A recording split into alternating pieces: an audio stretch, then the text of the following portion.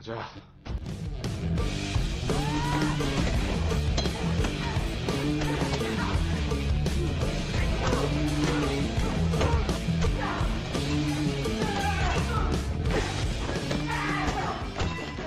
Halo teman-teman, kembali lagi di Mata Channel. Kali ini kita akan membahas film Korean movie action komedi yang berjudul Midnight Runner. Film ini telah liris di tahun 2017 yang disutradarai oleh Jason Kim dan dibintangi oleh Park Seo Jeon sebagai Park Ki Jun dan Kang Han-neul sebagai Kang Hyo. Intro dulu.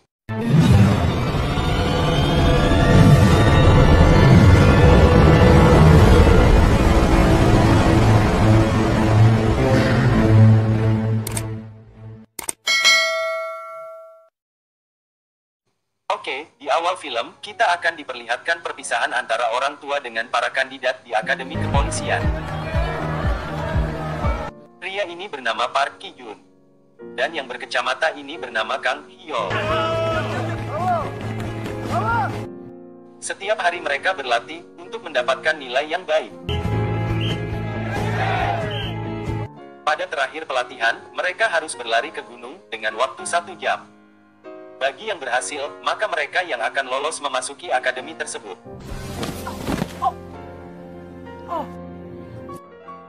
Saat berlari, Hyo terjatuh dan tidak bisa berjalan. Kemudian, Ki-jun membantunya dengan cara menggendong sampai ke tempat semula. 뭐야? 왜? 한 시간 더? 재홍아, 지금 몇 명이야? 빨리 안 와! 제가 올라가다가 넘어졌는데 발목이 다쳤는데 박기준 후보생이 저를 업어줬습니다. Ketika sang pelatih sudah mendengar penjelasan dari Kang Hyo, akhirnya pelatih menghukum kandidat lainnya. Karena mereka hanya mempedulikan dirinya sendiri tanpa mempedulikan temannya yang butuh bantuan. Saat di UKS mereka saling bertanya apa alasan mereka masuk ke Akademi Kepolisian. Ternyata Hyo hanya ingin terlihat berbeda dengan orang lain. 우리 학교에서 경찰대 가는 게 제일 특별해. Sedangkan Ki-jun beralasan bahwa Akademi Kepolisian ini gratis karena orang tua Ki-jun bukanlah orang kaya. 여기 학비 무료잖아. 우리 엄마 돈이. Dari sinilah mereka mulai akrab dan mulai berteman. 친하게 지내자. 그래? 2 tahun kemudian, mereka sedang mengikuti pendidikan, kemudian diberikan materi tentang penculikan. Mereka sangat memperhatikan informasi materinya, kemudian mereka berlatih untuk bela diri. 자, 범인이 흉기를 들고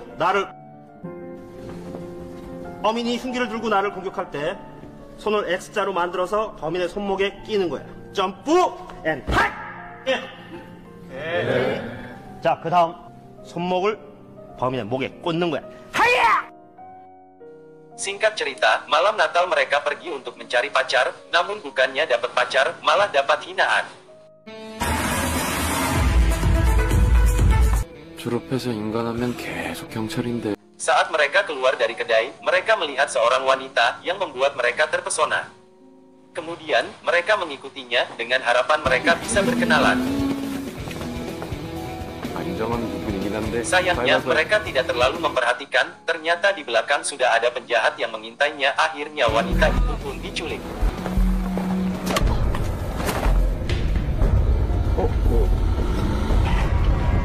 Mereka mencoba mengejarnya, namun tidaklah berhasil, akhirnya mereka melaporkannya ke kantor polisi.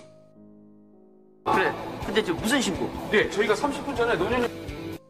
Namun, karena polisi sedang sibuk mengurusi kasus lain. Karena waktu yang mepet, akhirnya mereka memutuskan untuk mengurusnya berdua. Sesuai dengan yang mereka pelajari tentang kasus penculikan. 보자. 아, 못 찾을 것 같은데? 아니야, 못 찾아도 하는 데까지 해 보자. Mereka mulai mencari petunjuk di TKP. Kemudian menemukan tas milik wanita itu. 그거다. 그치? 가보자. Namun saat sudah dekat, ternyata itu bukan tas melainkan kantong plastik yang berisi tteokbokki.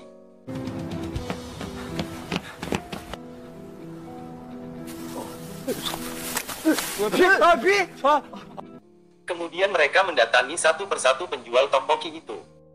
Akhirnya mereka dapat menemukan penjual tteokbokki yang dibeli gadis tadi, lalu mereka menanyakan rumah gadis itu. Tetapi penjual itu tidak tahu, tapi dia memberitahu di mana tempat dia 이런 bekerja. 전화한다. 근데 건너편 건물 지하에서 올라오는 거 봤어. Akhirnya mereka mendatangi tempat kerjanya dan Yol memberanikan masuk ke dalam. 들어갔다 걸리면 태양인데? 근데 안 들어가면 못 찾잖아.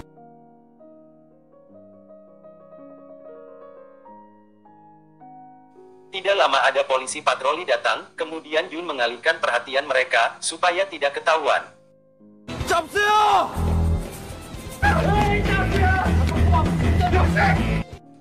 Kemudian Yol di dalam menggali informasi gadis itu, ternyata dia bernama Yun Jung. Akhirnya wanita itu memberitahu alamat rumahnya. 빙자인가 보다. Kemudian mereka langsung mendatangi alamat tersebut. Ketika sudah sampai, Yol melihat ada seorang pria yang membuka pintu. Kemudian, Yol dan Jun menjelaskannya. Setelah diceritakan, pria itu langsung kabur lewat jendela belakang. Kemudian mereka mengejarnya. Akhirnya pria itu pun ditemukan dan dapat dilumpuhkan dengan mudah. 뭐한 놈이야? 그냥 안녕해요. 기준아. Yol dan Jun kembali ke tempat tadi. Kemudian mereka terus menggali informasi, menanyakan ke gadis lain, gadis itu adalah anak yang melarikan kabur dari rumahnya. Saat diceritakan bahwa Yun Jung diculik, mereka sedih dan menangis, dan memohon kepada Jun dan Yol untuk segera menemukannya. 살려 진짜. 제발 살려주세요. 니 꼭 찾아줄 테니까. Kemudian, mereka mendatangi suatu tempat dan akhirnya mereka menemukan pelakunya. 누구야?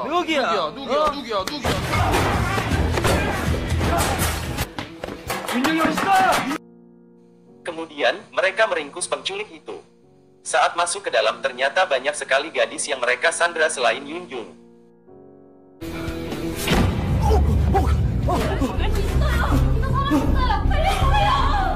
어떻게? 일단 병원부터 가자.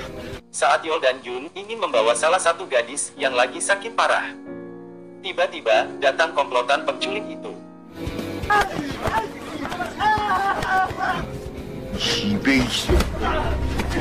Mereka pun kalah kemudian digantung. 기준아. 여기 장기적 출연한 데 같아. 장기적 출연.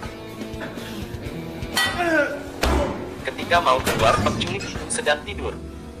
Mereka pun mencoba melangkah dengan sangat pelan, tiba-tiba alarm berbunyi.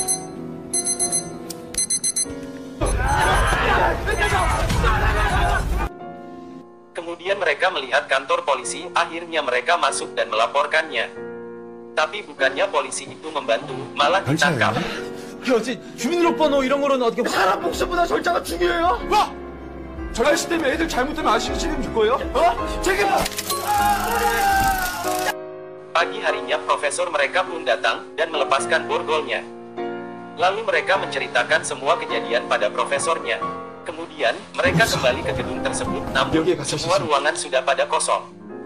Profesor mengatakan, kasus ini tidak bisa ditangani oleh polisi patroli. Kemudian, profesor meminta bantuan ke unit investigasi. Namun, waktu yang dibutuhkan untuk penyelidikan akan lebih lama. Sedangkan Yun dan Yol butuh waktu lebih cepat agar anak-anak yang diculik bisa cepat diselamatkan. 저희끼리라도 한번 찾아보면 안 돼? Profesor mencoba mencari tahu keberadaan mobil penculik, mendapatkan info bahwa plat mobil tersebut tidak terdaftar. 근데 보자야. Perlu waktu untuk menemukannya melalui CCTV. Kemudian Profesor menyuruh Yun dan Yol kembali ke akademi. Mereka pun kembali lagi ke akademi, namun mereka masih terus memikirkan anak-anak yang diculik. Yan Jae Ho datang dan mengatakan bahwa ayahnya mengenal kepala polisi dan kebetulan mempunyai kenalan di bagian CCTV. CCTV 센터에 아는 분 없으실래나? 거기 우리도 아는 사람 있어.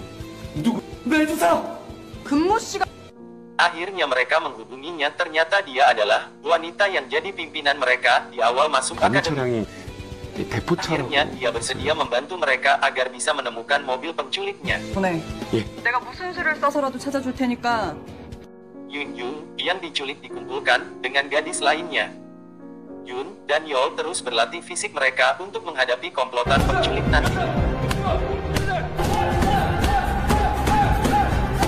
찾는 밴 번호 37거 8338 예술의 전당 쪽으로 좌회전하는 게 찍혔어. 그리고 재밌는 게 하나 나왔네. 뭔가 연관이 있는 것 같으니까 Yun dan Yol yang terus menggali informasi tentang rumah sakit tersebut akhirnya menemukan jadwal prakteknya. 접수하나 본데. 둘째 주 일요일이면 Singkatnya, kita diperlihatkan anak-anak yang diculik dibawa menuju rumah sakit. Yun dan Yol bersiap untuk menyelamatkan mereka. Korban satu persatu mulai diberi suntikan. Disinilah Yun dan Yol mulai beraksi. 가자.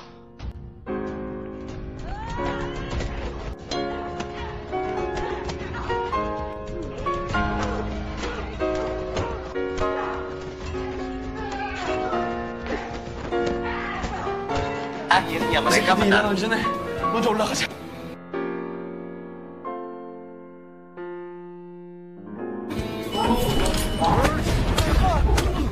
Saat menuju ruang operasi, ternyata di situ masih ada yang menjaga di pintu. Mereka pun berhasil mengalahkannya.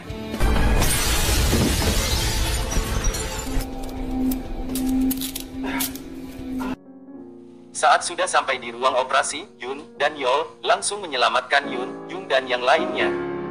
Lalu polisi pun datang ke lokasi.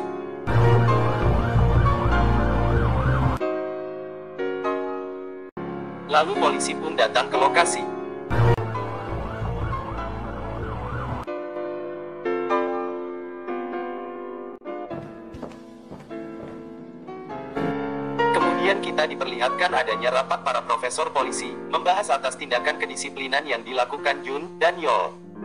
Ada yang menginginkan mereka harus dikeluarkan dari akademi, adapun yang setuju atas tindakan yang mereka ambil. Hingga akhirnya saat profesor keluar, kemudian memberitahu bahwa mereka tidak akan dikeluarkan, akan tetapi mereka akan mengulang sekolah akademinya dari awal. 대학 대신에 1년 요금을 결정했어.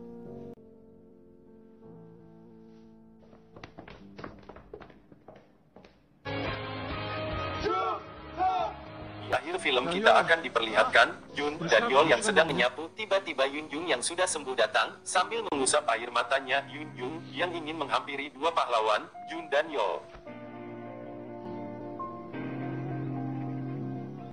야, 학교 좀 구경시켜줄까요? 되게 좋아 보이는데. 저는 박희준이거든요. Film pun berakhir. Terima kasih sudah nonton. Jika kalian suka, silahkan like, subscribe agar kalian tidak ketinggalan video-video selanjutnya.